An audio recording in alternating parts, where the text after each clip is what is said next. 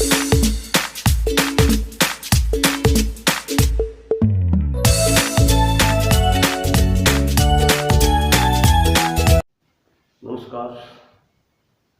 हमने अपने चैनल का नाम सरल शिक्षण रखे हैं और कुछ नई चुनौतियां सामने आ रही हैं और चुनौतियों का हल चुनौती में से निकलेगा, क्योंकि कक्षा में पढ़ाना और वीडियो के सामने पढ़ाना काफ़ी अंतर है। सामने बच्चे होते हैं, हम उनके मनोवेग के अनुसार, उनकी भावना के अनुसार अपना जो बोलने का लहजा वो बदल सकते हैं। अब बच्चों को न होना और बच्चों की उपस्थिति मानना, मतलब इस स्थिति में आना, अपने आप को असहज भी लग रहा है, लेकिन इस असहजता में से अच्छा कैसे दें, इसको मैं पूर्ण करने की कोशिश कर रहा हूँ। यदि हम किसी बिल्ली के बच्चे से या गाय के बच्चे से उनकी भाषा में बात करना की कोशिश करते हैं तो उनका हमारे प्रति लगाव बढ़ जाता है। बिल्ली की भाषा म्याऊं म्याऊं करना या और कुछ जो है उनके हमारे प्रति लगाव बढ़ जाता है। तो ये अपने शिक्षण की भी तकनीक है। जब हम बच्चे की भाषा बोलने की कोशिश करेंगे तो बच्चा एक अपने आप में जुड़ाव समझेगा और जल्दी समझेगा। तो बच्चे की भाषा बोलने के लिए सामने बच्चों का होना जरूरी है। फिर भी उनकी उपस्थिति न होते हुए उनकी उपस्थिति मान के अच्छा हम कैसे दें। अब बिल्कुल नया विषय में बीजगणित जो आपके सामने लेके आ रहा हूँ। पिछली वीडियो में हमने इसकी थोड़ा इतिहास के बारे में, कैसी उसकी उत्पत्ति है, कितनी शाखा, ये जोड़ने की कोशिश की। अब मैं बीजगणित की मैं प्रवेश करना चाह रहा हूँ।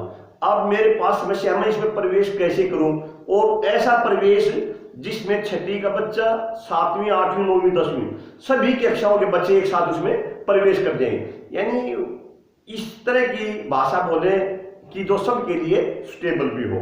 और बार बार हम कहते हैं जिस विषय में जिसकी भाषा की समझ मजबूत, भाषा की समझ मजबूत, भाषा की समझ मजबूत, तो इसका मतलब क्या कहा था हमने? ये कहा था उसका विषय का ज्ञान उतना ही मजबूत होगा।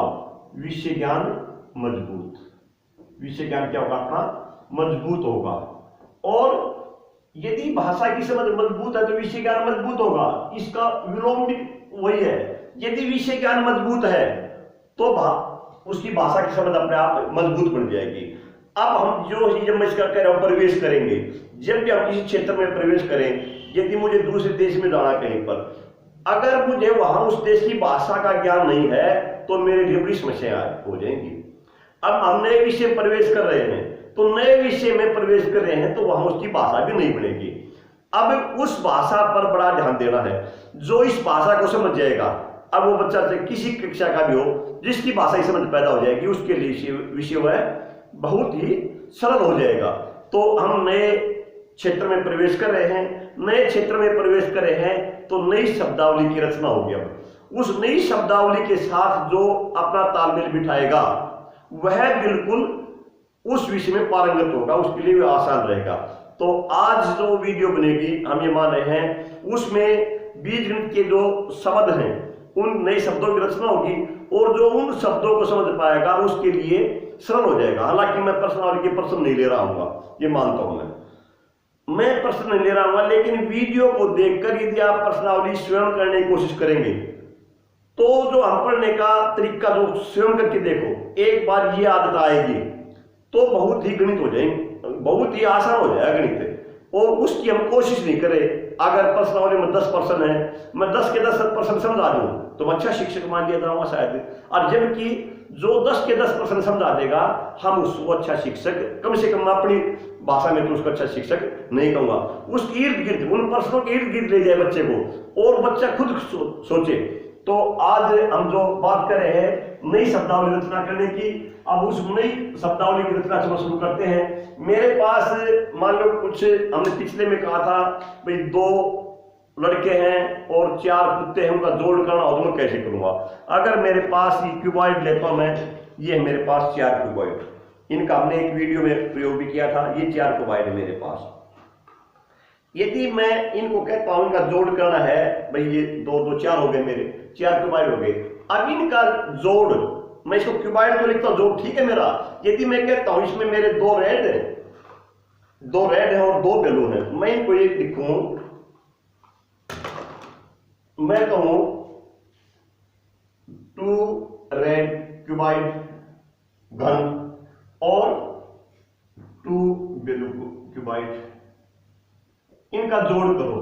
इनका जोड़ क्या आएगा? इनका जोड़ आएगा 2 red cuboid plus 2 blue cuboid, ये आएगा जोड़।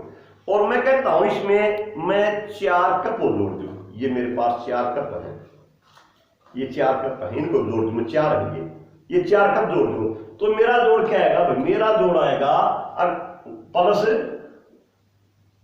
4 कप मैंने यहां कलर ले लिया, मेरा ये जोड़ आ गया। अब ये जोड़ आ गया मेरा, यदि मैं इनके अक्सर पहला अक्षर लिखिए, जैसे ये मेरा 2RC, आर से मतलब red cuboid plus 2BC, BC मतलब 2 ब्लू क्यूबाइड प्लस 4C मतलब 4 कप। मेरे मन में ये है, जहां बीजगणित की व्यापकता की बात कर रहे थे, व्यापकता ले जाएगी। अगर इसको मैं अब RC का मतलब मेरे मन में रेड क्यूबाइड है, BC का मतलब मेरे मन में ब्लू क्यूबाइड है और C का मतलब मेरे मन में कप है। जब मैं इसकी सारा व्यापकता लेता हूं थोड़ा, तो अगर मैं इसका ये रेड और ब्लू ये घटा दूं तो मेरा क्या आ जाएगा? 2C plus 2C plus 4C। अब जो मेरे मन में चल रहा है, यदि मैं इसका जोड़ करूंगा तो मेरा जोड़ आएगा इसका 4C प्लस 4C। यहां थोड़ा अब ये जो C है, ये C मेरे कप को डिनोट कर रहा है, ये C मेरा किसको कर रहा है? क्यूबाइड को। हमने रंग को छोड़ दिया, रंग का यहां कोई मतलब नहीं, कैसा रंग था? मैंने केवल क्यूबाइड दे दिया, उसका घनाभ दे दिया। तो ये घनाभ कितना आ गया? 4 घन और 4 कप आ गए, 4 घन और 4 कप। ये बातें समझ रहे हो तो ये समझ लो आप बीजगणित की उस धारा में बह गए हो। अगर इन बातों में कहीं कंफ्यूजन है, मैं फिर दोहरा देता हूं एक बात। मेरे हैं 2 लाल घनाभ हैं, 2 नीले घनाभ हैं और मेरे 4 कप लिए थे मैं इनको जोड़ना चाहता हूं। मैं इंग्लिश वर्ड प्रयोग कर रहा हूं रेड क्यूबाइड, मेरे 2 लाल घन ये, इनका जोड़ 2 नीले घन और 4 कप ये जोड़ आ जाएगा मेरा। यहां तक जो इस धारा में बह गया, इसमें आ गए, यहां तक बच्चा जुड़ गया, उसने बीजगणित सीख लिया।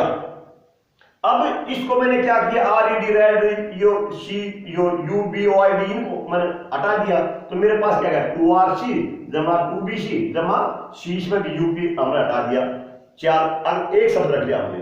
अब इसमें का जोड़ करूंगा तो मेरे मन में जो चल रहा है, हम मन की जो कल्पनाएं हैं, उन कल्पना को बिल्कुल साथ साथ रखेंगे।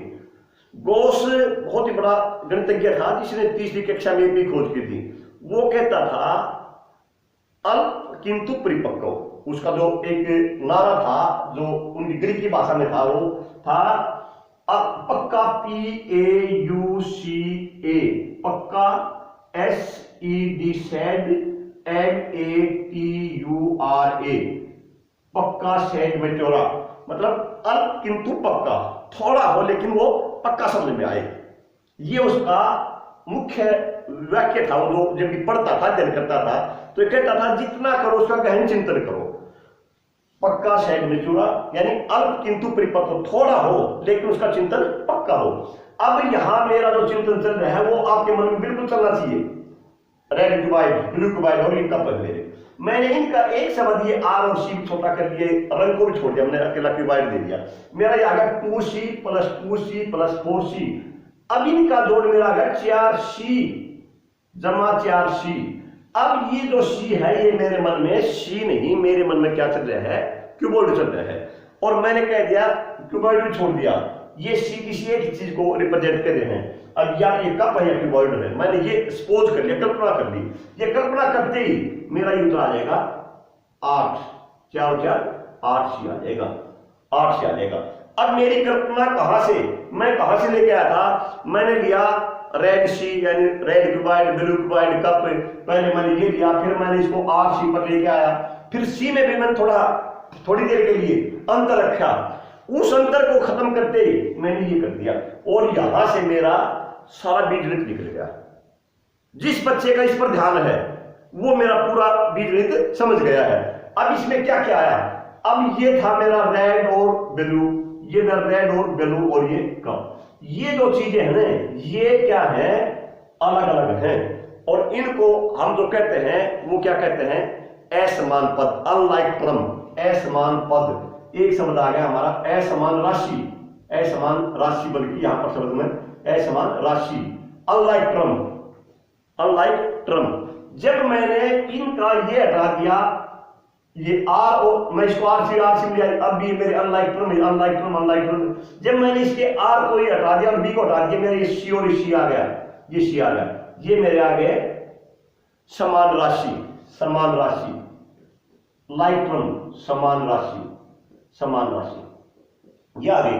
अब यहां पर दोनों चीज, समान राशि और असमान राशि, आगे ट्रम, इसको पद भी में भी बदल जाएगा, समान पद और असमान पद। अब ये राशियां ये जुड़ गई थी, 4 और 4, 2 और 2 4, ये आ गई, लेकिन ये नहीं जुड़ी थी। ये क्यों नहीं जुड़ी थी? क्योंकि जब तक ये मैंने इसको सी लिया था तब तक ये मेरे लिए समान नहीं थी। कल्पना में क्या थी मेरी? ये कप था और ये मेरे क्यूबॉइड थे। जब मैंने इन सबको माने समान, ये चाहे कप हो, चाहे क्यूबॉइड हो, चाहे कैट हो, कुछ भी हो, मतलब सी को हमने ये मान लिया, ये एप्पल को रिप्रेजेंट कर दिया, सी 4 आम, 4 आम, एक आम को हम सी से दर्शा रहे, यानी हमने इसको समान बना दिया। अब समान बढ़ती ये जुड़ गई, कितना आ गया? 8C। तो ये आ गया अपना समान और असमान राशियां आ गई। समझ में आया होगा या नहीं आया मुझे नहीं पता, लेकिन ये जरूर है वीडियो सुनने के बाद आप अपनी भाषा में जो लिख सकते हो इसके बारे में, जैसे मैं बोल रहा हूं, आप या तो बोल के अपनी कोई वीडियो बनाए और फिर उसको सुने, या कॉपी पर लिख लें। आप 1 पेज 2 पेज जितना भर सकते हो तो लिखें, जो जिस सत्र का उसी सत्र का लिख ले। अब इसके साथ यदि मैं देखूं, ये RC BC ये बदलते गए, लेकिन ये तो नहीं बदले, 2 2 2 4, ये नहीं बदले कहीं पर, ये 2 2 2 4 इस तरह बच रहे हैं। तो इनको हम बोलते हैं कांस्टेंट टर्म। क्या बोलते हैं? Constant term. और उसमें बोलते हैं क्या? चर राशि, चर राशि। अब चर का मतलब तुम समझ गए हो, चर नहीं अचर, सॉरी, कांस्टेंट अचर, चर नहीं। चर तो जिसका मान बदलता रहता है वो चर है, अचर जिसका मान नहीं बदलता। ये मेरी अचर राशि है, ये 2 है तो 2 ही है, 4 है 5 है, या कांस्टेंट टर्म, ठीक है। अब जिसका मान बदल रहा था, ये रेड क्यूबाइड, ये रेड क्यूबाइड, ब्लू क्यूबाइड, ये रेड से RC बढ़ गया, फिर C बढ़ गया। अब इसका मान यहाँ क्यूबाइड से मेरा कप बढ़ गया, कप से वो बढ़ गया, यानी इसका मान बदल रहा है। मैं इसको कभी कैप ले लूं, कैप एप्पल ले लूं, कुछ भी ले लो जाए। अब ये जो राशि है ये मेरी क्या है? ये मेरी चर राशि, वेरिएबल जिसको हम कहेंगे चर राशि, चर राशि, वेरिएबल, इंग्लिश में इसको वेरिएबल बोलेंगे। अब ये बहुत सी और तरह की बात निकल के आ गई, इसमें बहुत ही और तरह की बात निकल के आ गई। और जब इनका मैं कहीं कहीं कम्बिनेशन कर रहा था, जैसे ये था मेरा 2RC जमा BC, 2RC जमा 2BC जमा 4C। अब ये जो आ गया ना, ये बीजगणितीय केंद्रीय उदाहरण है, सबसे मजबूत उदाहरण है ये। और इसको मैं कहूंगा बीजीय व्यंजक, अलजेब्राइक एक्सप्रेशन, बहुत ही बीजीय व्यंजक, बीजीय व्यंजक, बीजीय व्यंजक। जहां मैं भाषा की बात कर रहा हूं, बिल्कुल इस भाषा को, इस बीजीय व्यंजक को मत भूल जाना, इस असमान राशि को मत भूल जाना, समान को मत भूल जाना, चर को मत भूल जाना, चर को मत भूल जाना। ये जो शब्द हैं ये इस बीजगणित की मूल भाषा में है। अब मैंने तो उदाहरण तो छोटा दिया था रेड और इसका, मैं इसी पर चल रहा हूं। तो यदि मैं इसको और आगे बढ़ाता हूं, इसी के इर्द गिर्द रहकर जहां आपको दिक्कत आएगी, आप दिक्कत को जरूर शेयर करेंगे, जहां से अच्छा लग रहा है उसको भी शेयर करेंगे। अब मैं यहां पर जो लिख रहा था, मैं उसके ऊपर आता हूं। एक बार मैंने लिखा था 2RC + 2BC + 4C। आपके मन में उस तरह की बातें चल रही हैं। अब मैंने ये बता दिया RC BC C, ये मेरी क्या है? चर राशियां हैं, चर राशियां हैं मेरे। ये 2 है, ये 2 है, ये 4 है, ये मेरे क्या हैं? ये मेरी अचर राशियां हैं, जिसको हम कांस्टेंट टर्म कहेंगे।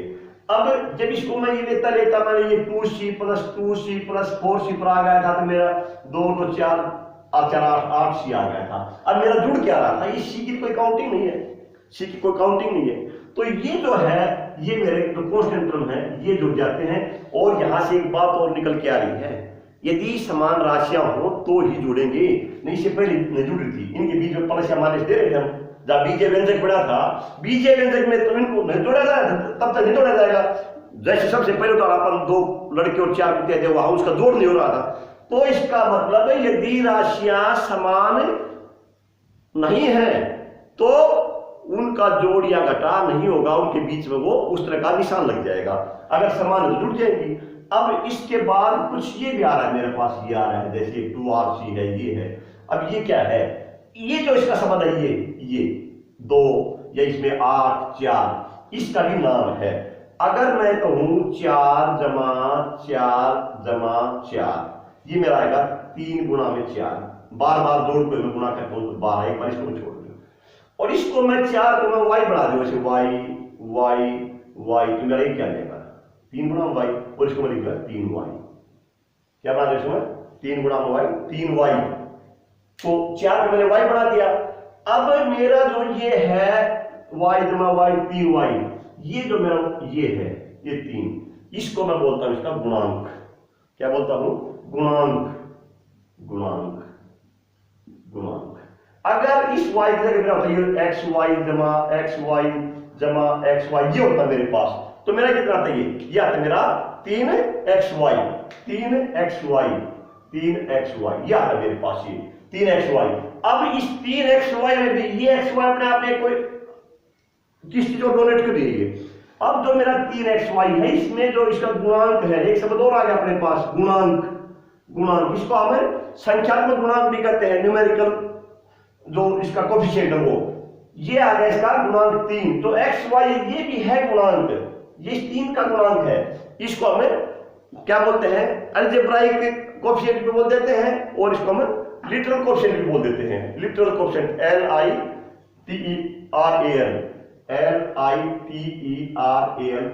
Literal coefficient literal coefficient. तो ये जो इस तरह की जो बात इसमें निकल के आ रही है, आज कितने शब्द निकल के आए हैं, चर अचर कोफिशिएंट लिटरल कोफिशिएंट, बीजीय व्यंजक जो सबसे जरूरी चीज निकल के आ रही थी। इसमें सजातीय जो राशि है, जो समान जो शब्द कहा था समान राशि और असमान राशि, उसके लिए एक शब्द और मिलेगा आपको सजातीय राशि,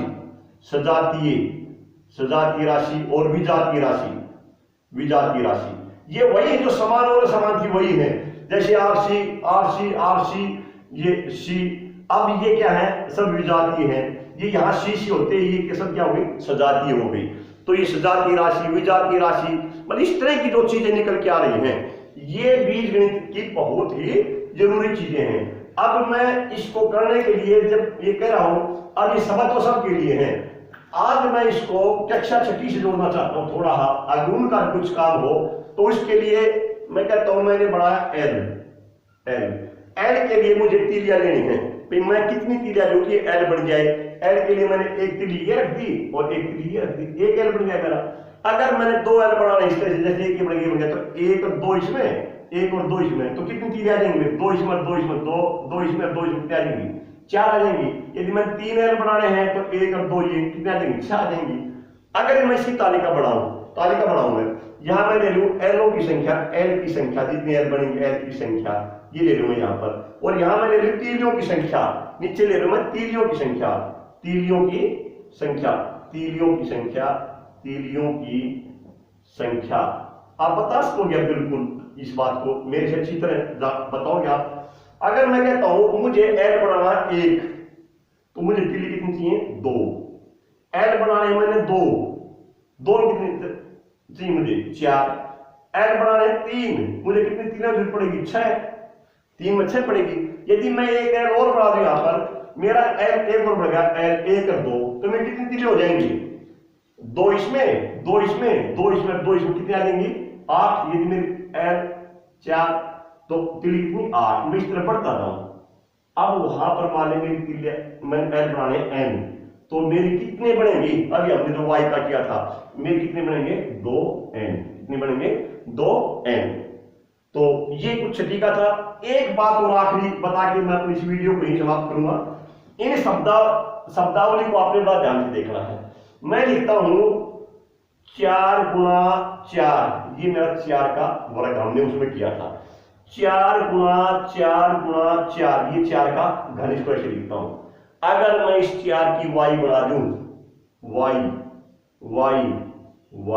ये बन गया मेरा y की 2, इसकी मैं y बना दूं y गुणा y ये बन गया मेरा y की 3